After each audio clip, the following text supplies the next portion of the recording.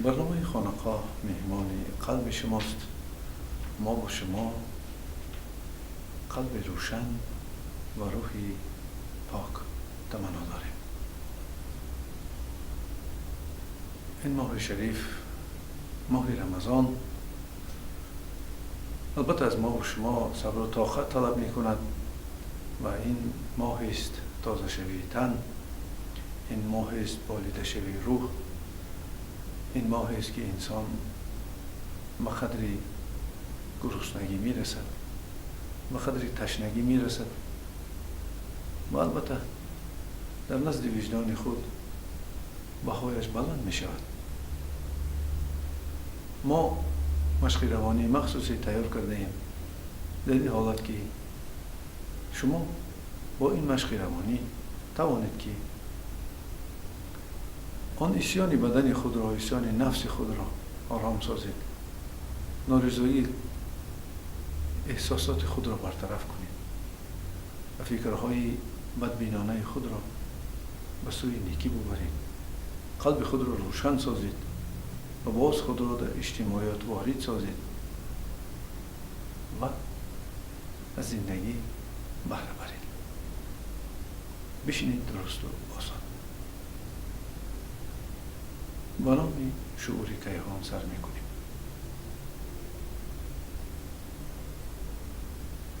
خود را در بین مینه سر قرار دهید.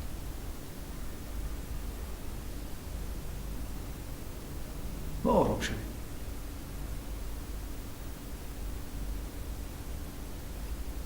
آرامی اقتدار است. در آرامی آدم به خلاصه درست می آید.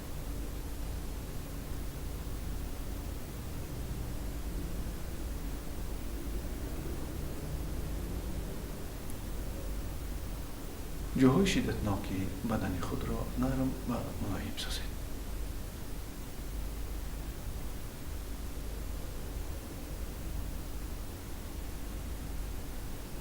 مثلا می توانید مینه سر را نرم سازید، قفس سینه را و شکم را.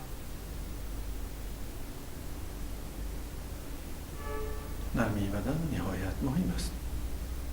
قوه زدتی از آنها گرفته می شود. مینه از حالت انگیزش به آرامی می آید. شیشه ها گشاده شده هوای زدتی به خود می گیرند که نفس شما چقور و چقور می شود.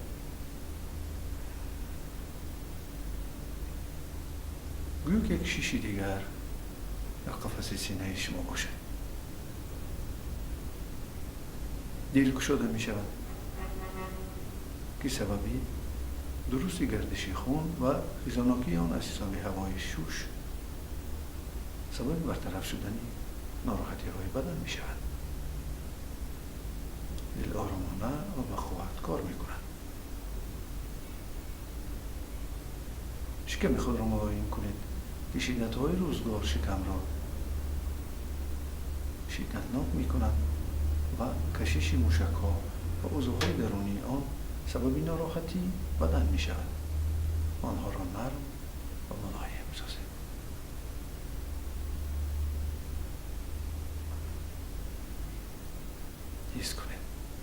حس کنید بدن خود را که در کدام حالت قرار دارد.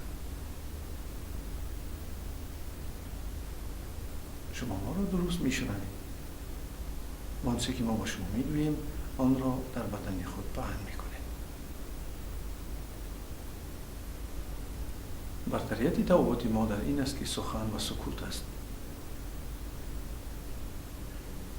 بدون آنکه شما باز دارو می خورید، رضاهای گوناگون و بسیار واسطه ها و اصول های طبابتی طبی را استفاده می برید. ولی سخن و نور که در سکوت است در اینجا نقش مهم را می‌بازد. داده شود به حالتی که شما را فرا می‌گیرد. حالت آرامی و آسودگی، حالت مخصوص مینه سر، حالتی که سر، قفس سینه و شکم نرم و ملایم است. گویا که شما هر یک عضو خود را حس می‌کنید. و نرمی و ملایمی را به طرف استونها برید.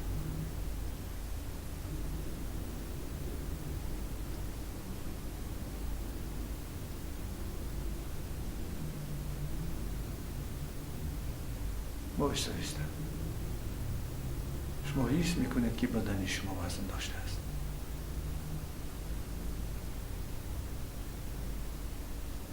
و قوه جاذبه زمین آن را به طرف خود میکشد. اما مشکلات کسانی که در ما تفاوت میکنند در آن است که سکوت را کم از خود میکنند.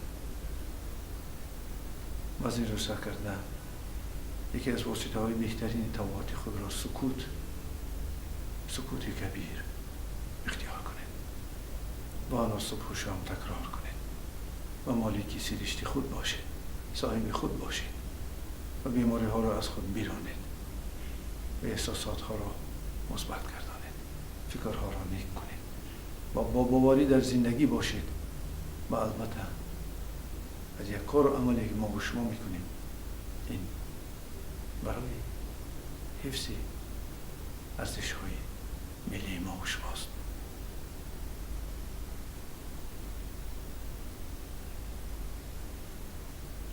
ستون را حس میکنید در نور ملایم میشود و یک چیزی از درون آن به طرف زمین میرود. وزن بدن خود را حس کنید.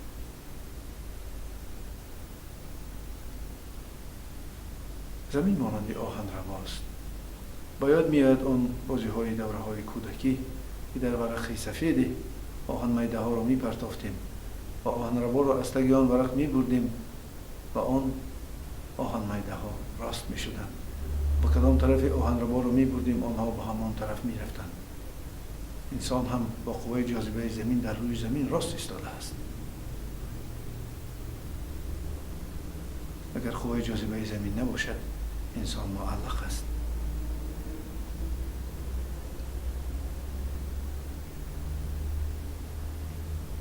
چنان مهر زمین بزرگ است که ما را در خود نگه می‌دارد و این را به زبان حکمت مهر میگوید. به زبان فیزیکی قوه جاذبه زمین.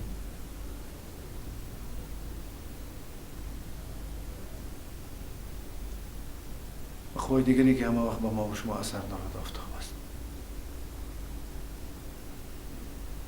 آفتابی که از بدن ما و شما میگذرد، بدن را گرم میکند، خنکی های بدن را برهم میزند، بیماری های گرمی را به طرف زمین میبرد و در بدن ما و شما، در سرشت ما و شما قوه زمین و قوه آفتاب ملاقات میکنند.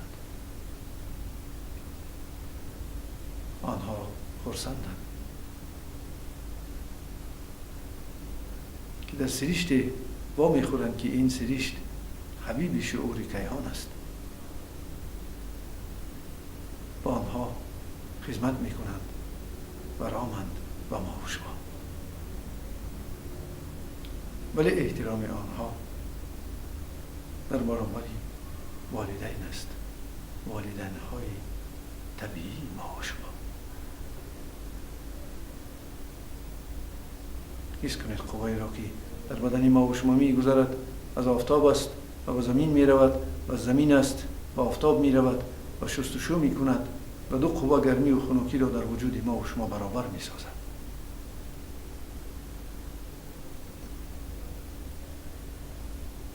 و این دو قوه سبب تازه شوی ما و شما هستند. و بدانید در فضای اطلاعاتی ما و شما در نوسفیر زمین اگریگوری روزه، فرشته روزه چرخ میزند. پس حساب روزداری ما و شما انکشاف می آمد و این عقیده است. و البته طرف های طبی دارد که جگر تازه می شود، اشغال های زیادتی از بدن گرفته می شوند و راه های روحی گشاده می شوند و سرشت ما و شما دیگرگون می شود.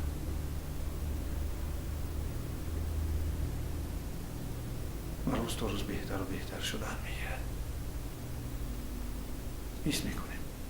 حس میکنیم که هر نفس کشی ما و شما بدن را سبک و بی‌وزن می‌گرداند.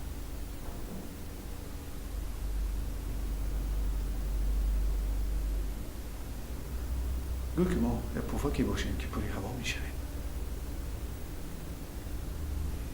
و چون نفس می‌برید قوه آن را به طرف عضوهای کسلمند و ناراحت خود روانه سازید.